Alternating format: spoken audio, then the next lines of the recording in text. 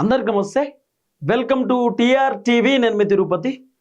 కర్ణాటక రాజకీయాలు చూసి తెలంగాణ రాష్ట్ర ముఖ్యమంత్రి రేవంత్ రెడ్డి ఉలిక్కి పడుతున్నాడు. ఓ రకంగా చెప్పాలంటే రేవంత్ అనకు భయం అవుతుంది. కర్ణాటకలో ముఖ్యమంత్రిని మారుస్తున్నట్టే తెలంగాణలో ఏమైనా మారుస్తారా? కర్ణాటకలో పంచాయతీ అవుతున్నట్టే తెలంగాణలో ఏమైనా పంచాయతీ అవుతుందా? రేవంత్ అన్నకి ఇదివరకే బాధ ఉన్నది, భయం ఉన్నది. ఏమని? ఈ మంత్రులందరూ కలిసి నా ముఖ్యమంత్రి కుర్చీకి ఏమైనా ఎసరు పెడతారా, నా ముఖ్యమంత్రి పదవిలోకి వెళ్ళి నన్ను ఏమైనా దించేస్తారా అని చెప్పి రేవంత్ రెడ్డి స్టార్టింగ్ నుండే పాపం ఆగమాగం అవుతున్నాడు. అందుకే రేవంత్ రెడ్డి మంత్రులు ఏం చేసినా కూడా సైలెన్స్ ఉండడు, మంత్రులు ఎట్లా వివరించినా కూడా రేవంత్ రెడ్డి వాళ్ళకి సపోర్ట్ చేసుడు గదే ఎత్తును తప్ప ఎక్కడ కూడా రేవంత్ రెడ్డి మంత్రులపైన పెద్ద ఎత్తున సీరియస్ అవుడు, ఫైర్ అవుడు ఎక్కడ మనం చూస్తలేం. కానీ ఈ మధ్యకాలంలో రేవంత్ రెడ్డి మంత్రులపైన వార్తలు రాపిస్తుండని, రేవంత్ రెడ్డి కావాలనే మంత్రులను టార్గెట్ చేస్తుందని చెప్పి రకరకాలుగా వినబడుతున్నటువంటి వార్త. బహుశా రేవంత్ రెడ్డికి అర్థమైందేమో ఈ మంత్రులందరూ కలిసి మరి రేవంత్ రెడ్డి ముఖ్యమంత్రి పదవి నుండి దించేద్దామనే ఆలోచనలో ఏమన్నా ఉన్నారేమో అని రేవంత్ రెడ్డికి అర్థమై మంత్రులను ఏమైనా డిస్టర్బెన్స్ చేద్దాం, లేకపోతే మంత్రులను మనం కంట్రోల్లోకి తీసుకుందాం, లేకపోతే మంత్రులందరినీ భయపెడదామనే ఆలోచనలో రేవంత్ రెడ్డి ఏమైనా చూస్తుండో ఏమో మరి. కానీ కర్ణాటక రాజకీయాలు మొత్తం కూడా మారిపోయినాయి. అసలు మామూలుగా మారిపోలే. 3 సంవత్సరాల 7 రోజుల పరిపాలనలో కర్ణాటక రాజకీయాలు ఆగమాగం ఉన్నాయి. తెలంగాణలో 2.5 సంవత్సరాల పరిపాలన రేవంత్ రెడ్డి పరిస్థితి కూడా గట్ల అవుతుందేమో, రేవంత్ రెడ్డి పరిపాలన కూడా ఆగమవుతుందేమో, తెలంగాణలో కాంగ్రెస్ కూడా 2గా చీలిపోతుందేమో అనేటటువంటి భయం రేవంత్ రెడ్డికి కూడా ఉన్నది. ఇప్పుడు కర్ణాటక రాజకీయాలు చాలా డిఫరెంట్ జోన్లో కనబడుతున్నాయి. ఇప్పుడు స్టార్టింగ్లో కర్ణాటకలో కాంగ్రెస్ అధికారంలోకి వచ్చింది. 224 సీట్లుంటే 135 సీట్లతోటి కాంగ్రెస్ ప్రభుత్వం కర్ణాటకలో స్థాపించారు. ఈ 135 సీట్లతోటి సిద్ధరామయ్య ముఖ్యమంత్రి అయిండు. డిప్యూటీ ముఖ్యమంత్రి పదవిలో డికే శివకుమార్ ఉన్నాడు. అధిష్టానం ఎప్పుడైతే సిద్ధరామయ్యను ముఖ్యమంత్రి కుర్చీలో కూర్చోబెట్టిలో అప్పుడు డికే శివకుమార్ అట్లనే హైకమాండ్ ఒక ఒప్పందానికి వచ్చిరట. ఆ ఒప్పందం ఏంటంటే 5 సంవత్సరాల గవర్నమెంట్ ఉంటుంది. ఈ 5 సంవత్సరాల గవర్నమెంట్లో 2.5 సంవత్సరాలు సిద్ధరామయ్య ముఖ్యమంత్రి ఉంటాడు, 2.5 సంవత్సరాలు డికే శివకుమార్ ముఖ్యమంత్రి ఉంటారు. దాదాపు 5 ఇయర్స్లో 2 ముఖ్యమంత్రులు ఉంటారు. ఇప్పుడు సిద్ధరామయ్య ముఖ్యమంత్రి ఉంటే డిప్యూటీ ముఖ్యమంత్రి పదవిలో డికే శివకుమార్ ఉంటాడు. ఇప్పుడు 2.5 సంవత్సరాల తర్వాత డికే శివకుమార్ ముఖ్యమంత్రి కుర్చీలో ఉంటే సిద్ధరామయ్య డిప్యూటీ ముఖ్యమంత్రి కుర్చీలో ఉండాలి. కానీ ఇప్పుడు కర్ణాటకలో రాజకీయం మొత్తం మారిపోయింది. డికే శివకుమార్ అనుకున్నట్టు కర్ణాటక రాజకీయం లేదు, అధిష్టానం అనుకున్నట్టు కర్ణాటక రాజకీయం లేదు. సిద్ధరామయ్య మొత్తం మార్చేసిండు. ఒక్కసారి ముఖ్యమంత్రి కుర్చీలో ఒక వ్యక్తి కూర్చుంటే తను ఏదైనా చేయగలుగుతాడు, ఏదైనా సాధ్యం అవుతుంది. ఇప్పటికిప్పుడు రేవంత్ రెడ్డిని తెలంగాణ రాష్ట్రంలో కనుక ముఖ్యమంత్రి పదవిలోకి వెళ్ళి తీసేస్తే రేవంత్ రెడ్డి ఏం చేయాలో రేవంత్ రెడ్డికి తెలుసు. ఆ ప్లానింగ్తో రేవంత్ రెడ్డి కూడా ఉంటాడు. సేమ్ కర్ణాటకలో కూడా సిద్ధరామయ్య అదే ప్లానింగ్తో ఉన్నాడు. ఇప్పుడు దాదాపు కాంగ్రెస్ అధికారంలోకి వచ్చి కర్ణాటకలో 3 ఇయర్స్ కంప్లీట్ అయిపోయింది. 3 ఇయర్స్ 7 డేస్. దాదాపు ఇంకో 2 ఇయర్స్ పరిపాలన కర్ణాటకలో ఉన్నది. 5 సంవత్సరాల పరిపాలన కదా, 3 సంవత్సరాలు పూర్తి చేసుకురు, ఇంకా 2 సంవత్సరాల పరిపాలన ఉన్నది. వాస్తవానికి 6 నెలల కాంచెలే పంచాయతీ అంతా నడుస్తుంది. లేదు నాకు ముఖ్యమంత్రి కుర్చీ ఇవ్వాల్సిందే, ముఖ్యమంత్రి కుర్చీలో నేను కూర్చోవాల్సిందే అని చెప్పి డికే శివకుమార్ పెద్ద ఎత్తున కాంగ్రెస్ అధిష్టానం పైన అసంతృప్తితోటి, అసహనంతో వ్యతిరేకంగా ఉన్నాడు. సో అధిష్టానం కూడా అది గుర్తించారు. నిన్న కాంగ్రెస్ అధిష్టానం 6 గంటల పాటు డికే శివకుమార్ తోటి సిద్ధరామయ్య తోటి మాట్లాడారట. సిద్ధరామయ్యకు అధిష్టానం నచ్చజెప్పారు. డికే శివకుమార్కు 2 సంవత్సరాల అవకాశం ఇద్దాం, 2 సంవత్సరాలు డికే శివకుమార్ ముఖ్యమంత్రి ఉంటాడు, మీరు డిప్యూటీ సీఎం పోస్ట్లో ఉండండి అని చెప్పి సిద్ధరామయ్యకి బాగా నచ్చజెప్పారట. రాహుల్ గాంధీ 3 గంటల సేపు మాట్లాడిండట. మల్లికార్జున ఖర్గే, కేసీ వేణుగోపాల్ కూడా సిద్ధరామయ్యతో 3 గంటలు మాట్లాడారట. దాదాపు 6 గంటల సేపు ఈ ఇద్దరితో హైకమాండ్ మాట్లాడేటటువంటి కార్యక్రమం చేస్తే సిద్ధరామయ్య ఎక్కడ వింటలేడు. సిద్ధరామయ్య హైకమాండ్ చెప్తున్నటువంటి మాట ఏందట అంటే, మీరు ముఖ్యమంత్రి పదవి ఇంకెవరికన్నా ఇవ్వండి, డికే శివకుమార్కి ఇవ్వడానికి లేదు, నాకు నచ్చదు. డికే శివకుమార్కి ఇస్తే నా క్యాడర్ కూడా ఒప్పుకోరు, నాకు సపోర్ట్ చేసే ఎమ్మెల్యేలు కూడా యాక్సెప్ట్ చేయరు, కాబట్టి డికే శివకుమార్కు సీఎం పదవి ఇవ్వద్దు అని చెప్పి సిద్ధరామయ్య హైకమాండ్ చెప్తున్నాడు. ఇది పెద్ద షాకింగ్ న్యూస్. ఇప్పుడు స్టార్టింగ్లో ఒప్పందాలు అన్ని కుదిరినాయి కాబట్టే కదా సిద్ధరామయ్యకి ముఖ్యమంత్రి పదవి ఇచ్చింది. ఇప్పుడు సిద్ధరామయ్య ప్లేట్ ఫిరాయింగ్ చేసిండు.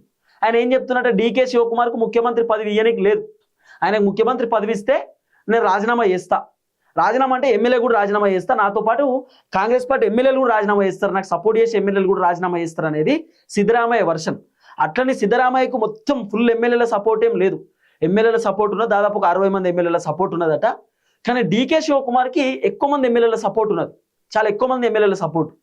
అంటే ఈ 135 మంది ఎమ్మెల్యేలలో ఎక్కువ సపోర్టు డికే శివకుమార్కే ఉన్నదట. ఎందుకంటే డికే శివకుమార్ స్టార్టింగ్ నుండే కొంత ఆయన బలంగా కర్ణాటకలో ఒక క్యాడర్ ఉంటుంది. తర్వాత ఎమ్మెల్యేలు కూడా డీకే శివకుమార్కి బలంగా మద్దతు ఇచ్చేటటువంటి వ్యక్తులు ఉంటారు. కాబట్టి డీకే శివకుమార్ స్టార్టింగ్ నుండి బలం పెంచుకున్నాడు. ఆ తర్వాత సిద్ధరామయ్య ముఖ్యమంత్రి ఉన్నా కూడా హైకమాండ్తో ఏమైనా పనులు కావాలంటే డీకే శివకుమార్ కాడికే పోతారు. ఎందుకంటే డీకే శివకుమార్ రాహుల్ గాంధీకి దగ్గర, డీకే శివకుమార్ సోనియా గాంధీకి దగ్గర, ప్రియాంక గాంధీకి దగ్గర, ఖర్గేకి దగ్గర, వేణుగోపాల్కి దగ్గర, ఏఐసిసి లీడర్లకు దగ్గర. కాబట్టి డీకే శివకుమార్ సహజంగా అధిష్టానానికి కొంత క్లోజ్ ఉంటాడు. ఎమ్మెల్యేలకు ఏమైనా పని కావాలంటే కూడా డీకే శివకుమార్ కాడికే పోతారు. అసలు సిద్ధరామయ్య కంటే ఎక్కువ డీకే శివకుమార్నే అక్కడ ఉన్నటువంటి ఎమ్మెల్యేలు ఒక ముఖ్యమంత్రి లెక్క చూస్తారు. ఇప్పుడు అఫీషియల్ సీఎం కావాలి. సీఎం కుర్చీలో సిద్ధరామయ్య ఉన్నాడు, సంతకాలు సిద్ధరామయ్య పెట్టాలి. డీకే శివకుమార్ ఏముంటుంది, ఉప ముఖ్యమంత్రి పదవి. కాబట్టి ఇప్పుడు సీఎం పదవి నాకు కావాలనేది డీకే శివకుమార్ వర్షన్. ఆల్రెడీ ఇంకా 6 months వేస్ట్ అయిపోయింది. 2.5 సంవత్సరాలలోనే డీకే శివకుమార్కి సీఎం పదవి ఇవ్వాలి. కానీ 3 years కంప్లీట్ అయింది సిద్ధరామయ్యకి.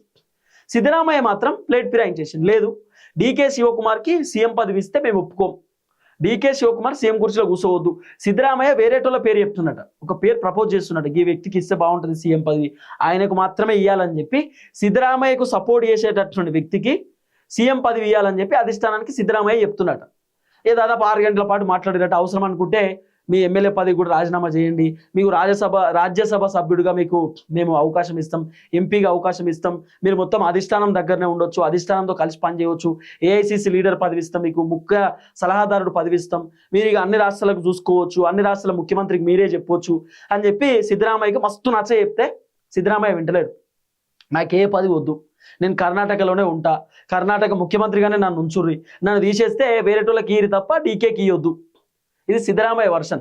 ఇక డీకే వర్షన్ ఏది తెలుసా? 135 మంది ఎమ్మెల్యేలు కదా. డీకే శివకుమార్ ఏం చెప్తున్నట్టు అంటే 135 మంది ఎమ్మెల్యేలు, ఈ 135 మంది ఎమ్మెల్యేలలో 75 మంది డీకేకి సపోర్ట్ చేస్తున్నట. 75 మంది డీకే శివకుమార్కి 75 మంది సపోర్ట్ చేస్తే 60 మంది ఏమో సిద్ధరామయ్యకి సపోర్ట్ చేస్తున్నట. సిద్ధుకు దాదాపు 60 మంది, ఈ 75 మంది ఏమో శివకి. అంటే దగ్గర 135 మందిలో డీకే శివకుమార్కే ఎక్కువ సపోర్ట్ ఉన్నది, డీకే శివకుమార్కే బలం ఎక్కువ ఉన్నది. కాబట్టి ఇప్పుడు డీకే శివకుమార్ ఏం చెప్తున్నట, ఎమ్మెల్యేల మద్దతు కూడా నాకే ఎక్కువ ఉన్నది. ఇప్పుడు మీరు ఎమ్మెల్యేలకు సంబంధించి ఎలక్షన్స్ పెట్టినా కూడా ఎమ్మెల్యేలు మొత్తం కూడా నాకే మద్దతు ఇస్తారు. కాబట్టి ఎమ్మెల్యే సపోర్ట్ ఎవరికి ఎక్కువ ఉంటే వాళ్ళే కదా సీఎం. కాబట్టి ఎమ్మెల్యేల మద్దతు మొత్తం నాకే ఉంది కాబట్టి నాకే సీఎం పదవి ఇవ్వండి.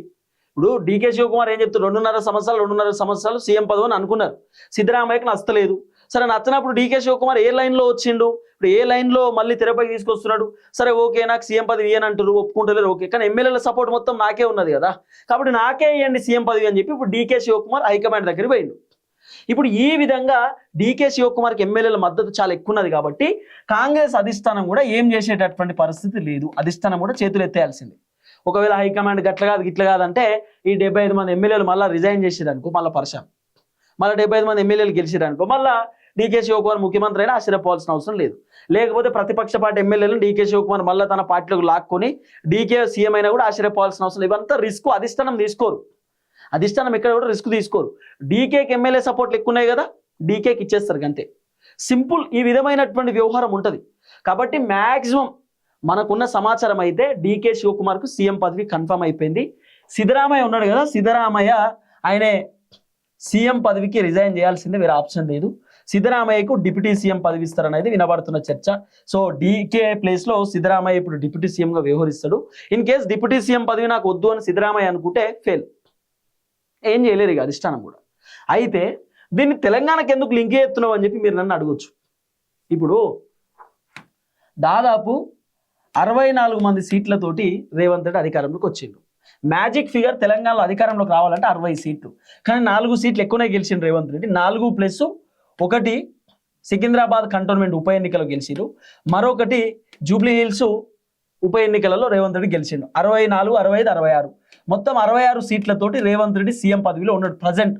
సరే పార్టీ మారినటువంటి ఆ 9 మంది ఎమ్మెల్యేలు వేసుకుంటే ఒక 75 మంది ఎమ్మెల్యేలు ఉంటారు మొత్తం.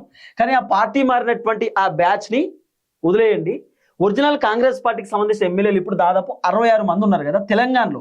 ఒకవేళ రేవంత్ రెడ్డి ముఖ్యమంత్రి పదవి పోవాలనుకుంటే, ఫర్ ఎగ్జాంపుల్ పొంగులేటి శ్రీనివాస్ రెడ్డి నేను సీఎం కావాలనుకోండి అనుకో, లేకపోతే బట్టన్న నేను సీఎం కావాలనుకోండి అనుకో, లేకపోతే ఉత్తమ్ కుమార్ రెడ్డి నేను సీఎం కావాలనుకున్నాడు అనుకో, లేకపోతే ఉత్తమ్ కుమార్ రెడ్డి తర్వాత కోమటిరెడ్డి వెంకటరెడ్డో, కోమటిరెడ్డి రాజగోపాల్ రెడ్డో, లేకపోతే ఇట్లా కాంగ్రెస్ పార్టీకి సంబంధించినటువంటి సీనియర్ లీడర్లు తెలంగాణ రాష్ట్రానికి నేను సీఎం కావాలనేటటువంటి ఒక అంశాన్ని వాళ్ళు అనుకుంటే ఎట్లయితారు అంటే 66 మంది కాంగ్రెస్ పార్టీ ఎమ్మెల్యేలు ఉన్నారు కదా. ఫర్ ఎగ్జాంపుల్ దీంట్లో 36 మంది పొంగులేటి శ్రీనివాసరెడ్డికి సపోర్ట్ చేసి 30 మంది రేవంత్ రెడ్డికి సపోర్ట్ చేశారు అనుకో, మొత్తం 66 మంది కదా. ఇక్కడ సీఎం పొంగులేటి శ్రీనివాసరెడ్డి అవుతాడు. ఎమ్మెల్యేల మద్దతు ఎవరికైతే ఎక్కువ ఉంటుందో వాళ్ళే సీఎం. పొంగులేటికి ఎమ్మెల్యేల మద్దతు ఎక్కువ ఉండి రేవంత్ రెడ్డి కేవలం 30 మంది ఎమ్మెల్యేల మద్దతు ఉన్నది అనుకో, పొంగులేటికి ఎమ్మెల్యేల మద్దతు ఎక్కువ ఉంది కాబట్టి పొంగులేటి శ్రీనివాసరెడ్డికి సీఎం పదవి ఇస్తారు అధిష్టానం. ఎందుకంటే హైకమాండ్ చెప్పిన వాళ్ళకే ముఖ్యమంత్రి పదవి వస్తుంది, ఓకే. కానీ ఎమ్మెల్యేల మద్దతు మొత్తం ఒక వ్యక్తికి ఉన్నప్పుడు అధిష్టానం కూడా ఏం చేయలేదు కదా. సో ఒకవేళ పొంగులేటి సీఎం అవ్వాలనుకుంటే 36 మంది పొంగులేటి తన దగ్గర పెట్టుకొని 30 మందిని రేవంత్ రెడ్డి దగ్గర పెట్టుకుంటే అయిపోయాయి. కానీ దీంట్లో ఇంకో కోణం ఏం తెలుసా, ఇప్పుడు ఈ బీఆర్ఎస్ పార్టీ నుండి కాంగ్రెస్లోకి వచ్చినటువంటి 9 మంది కూడా పొంగులేటి శ్రీనివాసరెడ్డికి క్లోజ్ ఉంటారు. ఈ 9 మంది కూడా పొంగులేటి కాడికే పోతారు. మళ్ళీ పొంగులేటి శ్రీనివాసరెడ్డి కాడికి పోతే పొంగులేటికి 36 + 9 కౌంట్ చేసుకోరిగా. రేవంత్ రెడ్డికి మద్దతు తగ్గుతుంది, పొంగులేటి మద్దతు పెరుగుతుంది. In case Ponguleti Srinivasa Reddy CM కావాలనుకుంటే మస్తు పైసలు ఉన్నాయి పొంగులేటి దగ్గర. తర్వాత ఉమ్మడి ఖమ్మం జిల్లా మొత్తం పొంగులేటికి సపోర్ట్ చేస్తారు, ఉమ్మడి వరంగల్ జిల్లా పొంగులేటి సపోర్ట్ చేస్తారు, పార్టీ మారిన వాళ్ళు పొంగులేటికి సపోర్ట్ చేస్తారు. ఆ తర్వాత పొంగులేటికి చాలా మంది కాంగ్రెస్ పార్టీ ఎమ్మెల్యేలు టచ్లో ఉంటారు, క్లోజు. ఉమ్మడి నల్గొండ జిల్లాలో కూడా మొత్తం పొంగులేటికి సపోర్ట్ చేస్తారు. ఇంకేమున్నది, పొంగులేటికి టెన్షనే లేదు. ఒకవేళ సీఎం కావాలనుకుంటే పొంగులేటి శ్రీనివాసరెడ్డి సీఎం అవ్వచ్చు. ఉత్తమ్ కుమార్ రెడ్డి సీఎం అనుకోవాలనుకున్నా ఈ 36 మంది ఎమ్మెల్యేలను తర్వాత పార్టీ మారిన వాళ్ళు తన దగ్గర పెట్టుకుంటే అయిపోతుంది. బీజేపీలు రేవంత్ రెడ్డికి మద్దతు ఇచ్చినా, ఎంఐఎంలు రేవంత్ రెడ్డికి మద్దతు ఇచ్చినా రేవంత్ రెడ్డి ఫెయిల్, ఇబ్బంది పడే అవకాశం ఉంటుంది. సో ఏది ఏమైనా రేవంత్ రెడ్డి సీఎం పదవి గిట్లా పోతుందేమో, రేవంత్ రెడ్డి సీఎం పదవి కూడా గిట్ల ఏమైనా ఇబ్బంది అవుతుందేమో అనేది రేవంత్ రెడ్డి వర్షన్. సరే మొత్తం కౌంట్ వేసుకున్న 75 మంది కదా. ఈ 75 మందిలోకి వెళ్ళి దాదాపు ఒక 60 నుండి 65% ఎవరైనా పొంగులేటో ఉత్తమ్ కుమార్ రెడ్డో ఎమ్మెల్యేల మద్దతు తీసుకున్నాడు అనుకో, మళ్ళీ వాళ్ళు సీఎం అవుతారు. రేవంత్ రెడ్డికి దాదాపు ఒక 40 to 45% మాత్రమే మద్దతు ఉంటే రేవంత్ రెడ్డి సీఎం పదవికి దిగిపోవాలంటే ఎమ్మెల్యేల మద్దతు ఎవరికైతే ఎక్కువ ఉంటుందో వాళ్ళే సీఎం. తర్వాత ఇప్పుడు రేవంత్ రెడ్డికి ఎక్కడ కూడా ఒప్పందాలు ఏం కుదరలే. హైకమాండ్ 2.5 సంవత్సరాలు రేవంత్ రెడ్డి ఉండాలి, 2.5 సంవత్సరాలు వేరేటోలో పెడతామని ఇట్లా ఏం కాంట్రాక్ట్ కుదుర్చుకోలే. రేవంత్ రెడ్డిని అధిష్టానమే సీఎం పదవి ఇచ్చారు, రేవంత్ రెడ్డి కంటిన్యూ అవుతున్నాడు. కానీ రేవంత్ రెడ్డి పర్ఫార్మెన్స్ బాగాలేకపోతే హైకమాండ్ తీసేస్తారు, సింపుల్, దాంట్లో ఏం ఉండదు. ఇప్పుడు కర్ణాటకలో సిద్ధరామయ్య పర్ఫార్మెన్స్ బాగాలేదని అధిష్టానం దగ్గర 2-3 రిపోర్ట్లు పోయినాయి. హైకమాండ్ అసలు పర్ఫార్మెన్స్ బాగాలేదని తీసేయాలి, కానీ ఇక్కడ పర్ఫార్మెన్స్ బాగాలేదని తీసేస్తే పంచాయతీ అవుతుందేమో అని చెప్పి అధిష్టానం ఓపిక పడుతున్నారు. ఇప్పుడు మాత్రం హైకమాండ్ ఒక క్లారిటీ వచ్చింది, హైకమాండ్కి ఒక క్లారిటీ వచ్చింది, లేదు డీకేకు మద్దతు ఎక్కువ ఉంది కాబట్టి డీకేకి సీఎం పదవి, వేరే ఆప్షన్ లేదు. ఇంకోటి డీకే శివకుమార్కు సీఎం పదవి ఇవ్వాలని చెప్పి స్టార్టింగ్ నుండి అధిష్టానం పాజిటివ్గా ఉన్నారు, ఇప్పుడు ఇచ్చేస్తున్నారు. ఇప్పుడు రేవంత్ రెడ్డికి టెన్షన్, ఈ మంత్రులందరూ కలిసి నా ముఖ్యమంత్రి పదవికి ఎసరు పెడతారా ఏంది. ఇప్పుడు ఆల్రెడీ రేవంత్ రెడ్డి పైన చాలా కంప్లైంట్లు పోయినాయి. పీసీసీ అధ్యక్షుడు మహేష్ అన్న కూడా రిపోర్ట్ పంపించిందట. ఆ తర్వాత మీనాక్షి మేడం రిపోర్ట్ పంపించారు, మంత్రులు రిపోర్ట్ పంపించారు. రేవంత్ రెడ్డి వ్యవహారం బాగాలేదని, పర్ఫార్మెన్స్ బాగాలేదని, రేవంత్ రెడ్డి ఫెయిల్ అయిపోయిందని చెప్పి, రేవంత్ రెడ్డి అంత ఆగమాగం పరిపాలన చేస్తున్నాని, రేవంత్ రెడ్డి ఒంటెత్తి పోకడా చెప్తే వింటలేడు, మంత్రులు చెప్తే రేవంత్ రెడ్డి పట్టించుకుంటలేడు అని చెప్పి రకరకాల రిపోర్ట్ రేవంత్ రెడ్డి పైన పోయినాయి. కాబట్టి మ్యాక్సిమం రేవంత్ రెడ్డి ముఖ్యమంత్రి పదవి విషయంలో కూడా హైకమాండ్ కొంత చర్చించేటటువంటి అవకాశాలు ఉంటాయి. రేవంత్ రెడ్డి ఈ మధ్యకాలంలో మళ్ళీ డైరెక్ట్ హైకమాండే చెప్పుడు, నేను చెప్తేనే రాహుల్ గాంధీ ప్రధానమంత్రి అవుతా అని చెప్పిండు. రాహుల్ గాంధీ అప్పట్లో ప్రధానమంత్రి అంటే ఆయనకు ఇష్టం లేదు, నేను చెప్పిన తర్వాతే ఓకే అని చెప్పిండు. రాహుల్ గాంధీని నేనే ప్రధానమంత్రి చేస్తా, నేనే మొత్తం గెలిపించుకుంటా, 2034 దాకా నేనే ముఖ్యమంత్రి ఉంటా, నేను జాతీయ రాజకీయాలు చేస్తా, దేశ రాజకీయాలు చేస్తా.